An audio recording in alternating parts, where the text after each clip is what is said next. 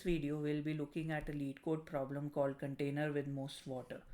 So let's understand the question first. We are given an array of heights which are nothing but the height of the vertical lines which are there. So assume that you are given heights of various vertical lines. In this case it is, I'll just write it over here for better clarity, 8 and then 6, 2, 5, 4, 8, 3 and 7. So you are given multiple vertical lines of varying heights, and you are supposed to find two vertical lines such that the area covered by those two vertical lines along with the x-axis is the maximum, which means that, for example, if you choose 1 and 8, then the area which will be covered is this, which means that you have height of 1 here and you have length of 1, which means that your area will be length into height, you can say here, which will be 1 into 1. But as we can see that this is not the maximum area. Also, it is to be taken care that the line which has to be drawn between two vertical lines will be drawn from the tip of the lower line of out of the two which you choose. So for example, if you choose these two red lines, the red vertical lines, so you have to draw a horizontal line from the tip of the lower vertical line. So in this case, the lower vertical line is of height 7 and the higher vertical line is of height 8. So you have to draw a horizontal line from the tip of the lower line, which is this one, and which has a height of 7. So in this case, the area will be, you have height of 7. Okay, and then it is how many units are they apart from each other. So 1, 2, 3, 4, 5, 6, 7, which means 7 into 7 is equal to 49. So this is the maximum area which you can get. So if you look at any other example, it will be less than that. How we arrive at this 49 number, we will look at further in the video, but 49 is the maximum area. Let's take one more example. So if you choose this line and this line, so area in this case will be 3, which will be your height, and then these two vertical lines are 2 units apart from each other, 1 and 2. So your area will be 6, which is obviously less than 49. And even if you choose 8 and 8, then you have height of 8 and they are 1, 2, 3, 4, 5 units apart, which means the area is 40. So we have to find two lines. So essentially we have to return this value 49, which is the maximum area, but in order to arrive at this maximum area, you have to choose the two vertical lines, and that is like the main idea of main requirement of the problem. Let's look at this example also. Here they say that there are just two vertical lines of same height, 1 and 1. So obviously you can have just one option, that you connect both of them, and then in this case the area will be 1 into 1, which is the output. So this is the question. It has input array which is nothing but the heights of those vertical lines, and you have to return the maximum area which you can find from those vertical lines. So this is the question. Let's look at the solution now. Obvious solution to this problem is to look at all the combinations of the vertical lines, taken two at a time, and then calculating the area between them, and then finding the maximum out of all the combinations. So let's look at that solution briefly. So we'll take this familiar array of heights as an example.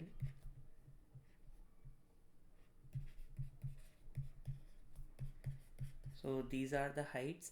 For example, if you want to calculate the area for lines 1 and 8, then we will take 1 and 8. So we'll take the minimum of the heights, which is 1, and then the space between them, which is like 1 unit. So the area is 1.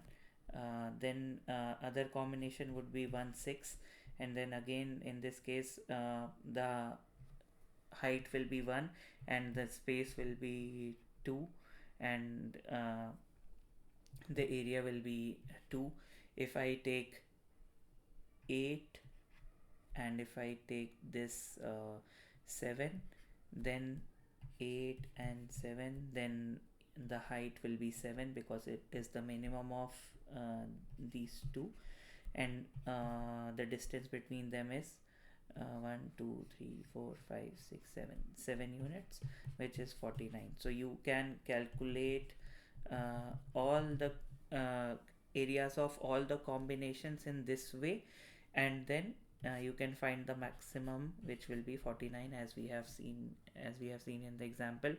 uh, if I think about the complexity, it is on square, since we are looking at all the combinations right from the first height to the last height. So 1 8 1 6 1 2 1 5 1 4 1 8 1 3 1 7. Then with 8 you will have combinations like 8 8 6 8 2 8 5 8 4 and so on, and then you will get all these uh, areas, and you will find that the maximum one is 49 and the complexity is O n square, which is not a very good complexity in terms of computation.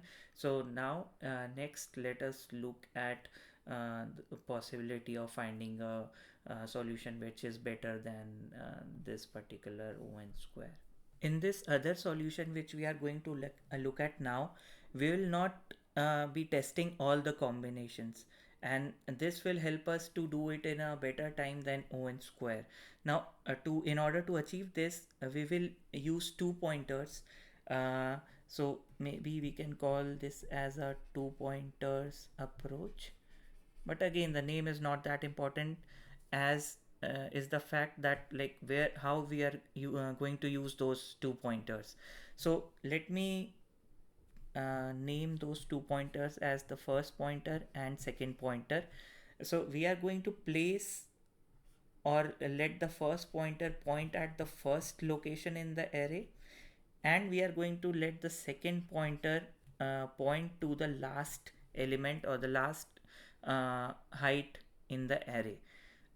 Now the reason behind placing the first pointer to the first element and second pointer to the last element is such that by such a placement we'll be able to find a worst case height.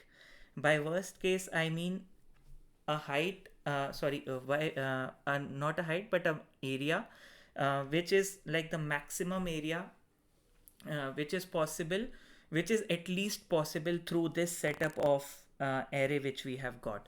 Now after we have got that worst case area, it is possible that we might have or we might not have uh, a area which is bigger than that, but we'll be guaranteed to have at least the area which we will be calculating initially. So let's calculate that initial area. So now our first pointer is pointing to 1, which means a line of height 1, and our second pointer is pointing at height 7, a line of height 7. So now the minimum of this is 1 and the distance between them is 8. Let's from where this 8 and 0 comes is like from the indexes. So let me write down the indexes of the array. So we have 8 and then 0. So the area is 8. So this area is like the one which we are guaranteed to get if we are not able to get an area which is bigger than that. So that will become our starting point. Okay, so we will also start we'll also start tracking this area, so which is 8, and at the same time we will also track the height, the lower height which we have considered, lower height value. So this is another variable, and in this case we saw that 1 is the height which is lower of 1 and 7, so we will track it also. Now other important thing to note about the first pointer and second pointer is that first pointer always will move towards the end of the array from left to right, and your second pointer will move towards the beginning of the array in right to left direction, and they will eventually meet each other, and that is the point where we will stop our calculation. Now uh, now we have to see how we can find the possibility of a bigger of getting a bigger area. So now let's consider this rectangle. This is our first pointer, this is our second pointer, and as we said, we are moving from left to right for first pointer, and we are moving from right to left in case of second pointer, and this is the area we are looking for. So now if you notice carefully, we are by the movement of the pointers, we are reducing our length continuously, right? So in order to get an area which is bigger than the worst case area 8 which we have found out, the only uh, possibility could be that if we get a line which is of height greater than what we have already considered, which is 1 in this case. So how we will move our pointers is that we will try to make our pointers point to a location which is more than the last lower height which we have discovered. So now, and we'll move the pointers by one index every time. So we'll first move first pointer uh, to the right, because we have already used 1 as that value, because that is the lower height which we have already considered. So now it will move towards the next value, which is 8. So I see that 8 is greater than 1, so we can let the first pointer now point to this value which is greater than 1. So we will write down 8 here. Now we will see look at the second pointer, and we see that it is already pointing at 7 which is greater than 1. So this combination has the possibility to give us a area which is greater, which could be greater than the area which we have calculated last, which is as of now 8. So we'll write down 7 here. Now we'll do that calculation again where we find the minimum of this pair, and we see that 7 is the height which we can consider, and then the distance between them, which is like 8 minus 1, which gives you 49. Again we'll repeat, so let's also at the same time track these values. So 49 is the maximum area which we have got till now, and the lower height has now increased from 1 to 7. So we can get a bigger area only if we get a height which is greater than 7. So what we'll do is, again we will see if we can move our pointers around. So now your first pointer is pointing to 8, which is already greater than 7, so we will not touch it.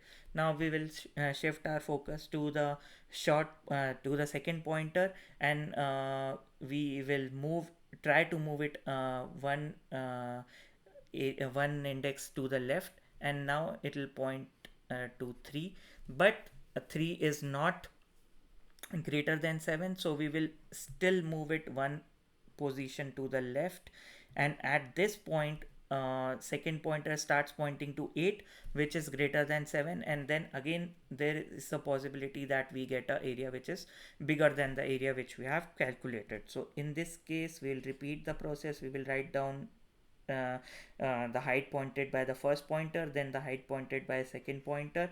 We will find the minimum. Any number out of these two can be minimum because both of them are same. So we write down the height, which is 8, and then we write down the distance between them, which is 6 minus 1, which gives you 40. And then since 40 is less than the max value, so we will not change it, and but the lower height value now becomes 8, and then we again go to the shifting of pointers. So we will now first see if we can point fp to the correct location. So we are looking for a location which is greater than 8. So it will first try to point at 6, which is less than 8. It will now point to 2, which is again less than 8, to 5 again, which is less than 8, to 4, which is again less than 8. And at this point, now they are just one distance apart. And uh, if I move my first pointer further to this location, the area will be 0 because the distance between them is 0. So now at this point we can stop our calculation, and uh, uh, whatever area we have calculated as the maximum till now is the overall maximum area, which is 49. So this is how you will do the computation and come to a particular answer. So let us spend also some time to see what the complexities would be. So if you look at the space, we hardly used any space. We just tracked this max value and the lower height value, so we can say that space complexity is O1. And as far as the time complexity is concerned, we did just one iteration of the entire array, uh, depending on how the pointers were moving, and but we stopped when they coincided, which means that we just did one iteration, which means that we could do this in on time. So this concludes the discussion of the problem as such, and now next we will look at the code. Let's start looking at the code now. But before that, if you have enjoyed the discussion till now, please like the video and subscribe to our channel. It really encourages us a lot. So now coming back to the code, I have used Java to write down this code, but if you have followed along and if you look at the discussion which we are going to have now, the walkthrough of the code, you will be able to write this code in any language which you prefer. So let's start. So we have initially defined, so this is the method which we are interested in writing, and then we have defined few variables. So this is the variable which tracks the maximum area, and then we have the two pointers, the start and the end. So this is your fp, the first pointer, and this is your sp, which is the second pointer. And this minimum is the minimum height variable which we track. So let's also write down the example which we have been working on, the array of heights. So 4, 8, 3, 7. So initially your start pointer is at 1, your end pointer is at 7, and we start our iteration. So we only process this till the point our start pointer is less than the end pointer, because after that there is no point of calculating the areas because it will be 0. So initially we have so for every iteration we start with area which is specific to the start and end pointer, so that is why we initialize it to 0. And then initially the first time you enter this while loop, we calculate the worst case area which we defined. So if the start length is start height is less than the end height, then we consider this if block, and we simply calculate the area by multiplying that particular height with the distance. Otherwise, if the end height is less, then we calculate by multiplying the end height by the distance between them, and thus we get our initial area which we assign to this particular max variable. Now this part of the while loop and this part of the while loop is the adjustment of the first pointer or the start pointer, you can say, and this is the adjustment of the second pointer or the end pointer, you can say. When I say adjustment, I mean that we try to point it to the locations where they point to a value which is greater than the last minimum height. So till the point it is less than the last minimum value, the last minimum height, we keep increasing the start pointer, and when it is reached, when it has become more, we break out. And similarly, when the second pointer also becomes greater than the last minimum value, we break out. Otherwise we keep decreasing our end pointer 1 unit at a time. So now this process, when repeated over and over again till the point we have start less than end, uh, we will keep getting areas which we will calculate and compare with the max value here at this point, and then at the end of the loop we will the max variable will hold the maximum area, and this concludes the solution. So I hope you enjoyed this discussion, and you would have followed the code walkthrough as well. So we'll meet in some other video. Thank you.